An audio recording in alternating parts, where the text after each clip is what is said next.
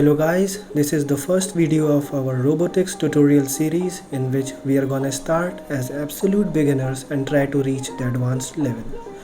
So let's start with the beginning of robotics. Karel Čapek was a notable admirer of Cubism, which is a form of art.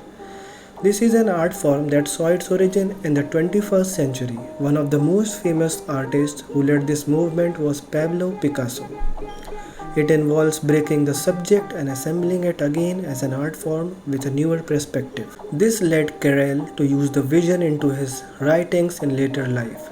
His mind saw something 100 years ahead of time, and he eventually came up with the world-famous play RUR, Rossum's Universal Robot.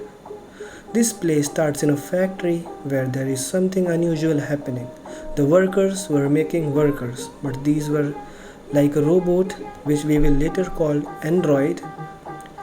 But this play deserves a special applause for one of the many reasons that his robots resembled human beings in a biological manner, like the replicants in a world-famous Blade Runner movie and humanoids in modern-day science fiction. But in his time, there was no such thing as genetic engineering, but a concept similar to heredity is discussed in this act. In fact, the robots were made up of organic matter. Although this play introduced a new concept for the modern world and soon gained popularity among masses, it also had to meet some critical reception. The most important remark was from another popular author named Isaac Asimov. One reason for this acerbic tone that he had for these kinds of robots was because every robot was programmed with 3 laws of robotics to ensure loyalty in his own books. This aimed to prevent the exact ending that RUR had depicted. In the ending of the RUR, humanity is doomed because robots take control over the world. But any sane person would agree with Isaac, and in fact, that should be the primary concern, to establish laws before trying to create anything with such a potential.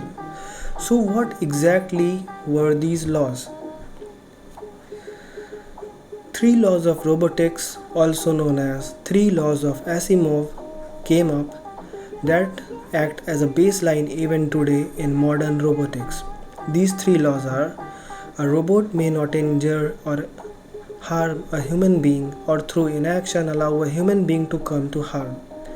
A robot must obey the orders given it by human beings except where such orders would conflict with the first law. A robot must also protect its own existence as long as such protection does not conflict with the first or the second law. When being adopted in real life, a 4th or a 0th law was added to the list above.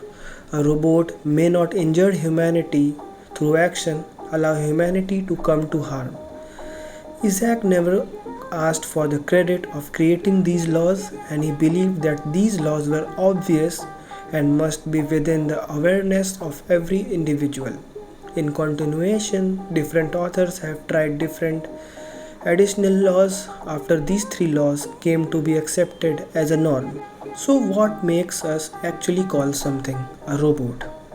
We come across various technologies in daily life, but our intuition calls out some things as machines and fewer yet distinctive things as robots. But why so? Assuming we don't have any prior knowledge of ABCs of robotics, but despite this, almost any conscious individual can somehow describe, categorize, or term something as a robot. Interesting point to dive in, so let's quickly have a look. What really makes a living thing living? A particular set of properties and characteristics are displayed by most of the things we term as a living body, including us. We commonly see that living things can move, they need energy to work, they have distinctive organ systems, they show some kind of motion, they also interact with environment and are conscious about their surroundings. When we see a machine working around us that displays one or more of the above discussed properties, it triggers our intuition as the machine being intelligent and hence being a machine with some level of consciousness.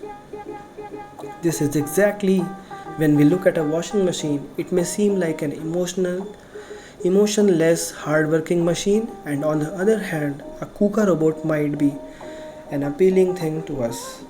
But one important thing to note here is that all robots are machines, but not all machines are robots.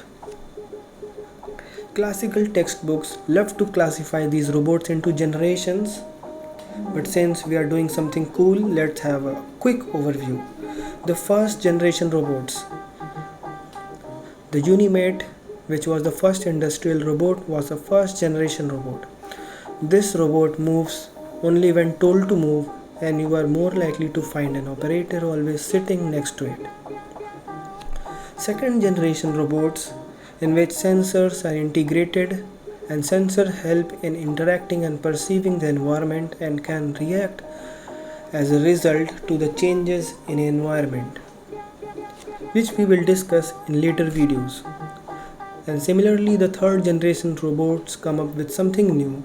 After the introduction of microcontrollers and chips, which we will also discuss later, this was the generation where robots were also integrated with so-called mini computer. They have a predefined intelligence of their own. And finally, the fourth generation robots. These robots are in trend in the modern day technology around us, which are either semi or fully autonomous and can make intelligent decisions, although they might not respond well in emergency situations and make a conscious choice, but are relatively well at handling classical course of production.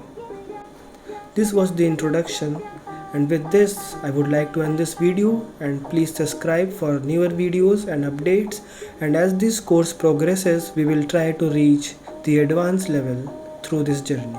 Thank you so much for watching this video. Please consider subscribing if you liked the introduction.